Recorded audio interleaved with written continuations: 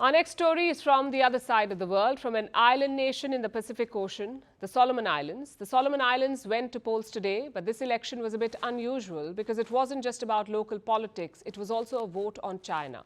For the past 5 years, China has been making inroads in the Solomon Islands. Beijing has an ally in the incumbent Prime Minister, Manasseh Sogavare. He signed a secret security pact with China in the year 2022. The people of the Solomons have not been told of the details of this pact, and some are wary about Beijing's growing influence, which is why today's polls are almost a referendum on China, and the country is doing everything to ensure that the results go Beijing's way. Here's our report. These are the Solomon Islands, a nation in the Pacific Ocean, made up of 6 major islands and more than 900 smaller ones. These islands are home to about 700,000 people, and more than half of them were eligible to vote today. The Solomon Islands held their parliamentary election earlier in the day. People were lining up as early as 4 a.m. in some places, waiting for the polling booths to open at 7 and cast a vote that could reshape the geopolitical landscape of the Pacific. Because these elections aren't just about the Solomon Islands, they are also a referendum on China. We have civil ties with Taiwan, and now we have diplomatic ties with China. I think for me, I was hoping that will bring good change for this country, but I've yet to see that happen. It's yet to happen. In 2019, the Solomon Islands withdrew their recognition of Taiwan. Instead, they decided to open ties with China. This was done under the incumbent Prime Minister, Manasseh Sogavare. Sogavare has spent most of the last 5 years bringing his country closer to China.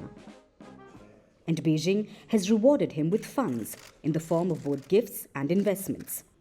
China built a stadium for Sogavare at the cost of about $119 million. Beijing called it a gift with no strings attached. But this is China. A price had already been extracted in the form of a clandestine security deal. The deal was inked in 2022, but no one is sure about what it entails. Sogavare has kept the details hidden from the public. As a Solomon Islander, I feel that it's not that really okay. The fact that I think the whole population didn't know what actually is in that security pact deal. So I think if we know more about what's in the security pact deal, then I should say that I will put my clear view or opinion on whether it's good for Solomon Islanders or not. That is why this election is being seen as a referendum on China.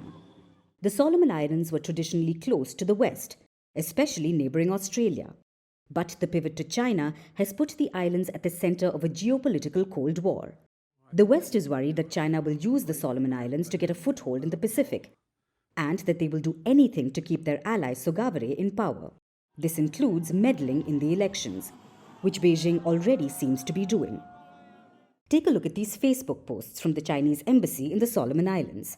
Less than a week ago, they were giving away computers, solar-powered lights and fishing nets. 4 days ago, they donated money to renovate a school hall. They also announced a new broadband infrastructure project, all on the eve of elections. It's brazen election interference. And then China says this. China has been upholding the principle of non-interference in the internal affairs of other countries. We support the people of the Solomon Islands in choosing the development path in line with their national condition independently. China has been backing Sogavare's re-election bid. He has promised to deepen his ties with Beijing if he returns to power. Will Solomon Islanders allow this? Will they let Beijing get a tighter grip on their nation? We'll find out when the results come out in a few days.